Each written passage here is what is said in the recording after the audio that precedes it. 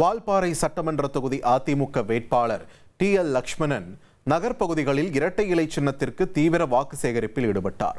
அப்போது மக்களிடம் பேசிய அவர், அதிமுக ஆட்சி அமைந்ததும் மகளிர் மட்டுமின்றி ஆண்களுக்கும் அரசு பேருந்துகளில் இலவச பயணம் செய்ய நடவடிக்கை எடுக்கப்படும் என்ற தேர்தல் வாக்குறுதியை விளக்கி வாக்கு சேகரித்தார்.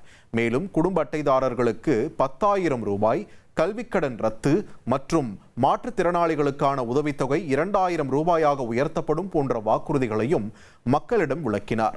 இதில் பாஜக, பாமக, அமமுக உள்ளிட்ட கூட்டணி கட்சியினர் ஏராளமானோர் பங்கேற்றனர். இந்த மக்களுக்காக கொண்டு வந்தார்.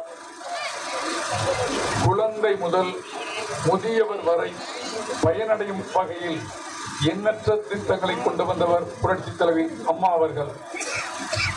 பள்ளி குழந்தைகளுக்கு நோட்டு, புத்தகம், பேக்கு, செருப்பு அனைத்து பொருட்களையும் அம்மா வழங்கினார். 10ஆம் வகுப்பு படிக்கக்கூடிய மாணவர்களுக்கு சைக்கிள் வழங்கினார். இனி செல்லும் இடமெல்லாம் செய்தி. தந்தி டிவியின் வாட்ஸ்அப் சேனலை ஃபாலோ பண்ணினா செல்ல இருக்கும் இடமெல்லாம் செய்தி. இதோ QR கோட் இப்பவே ஸ்கேன் பண்ணுங்க, ஃபாலோ பண்ணுங்க.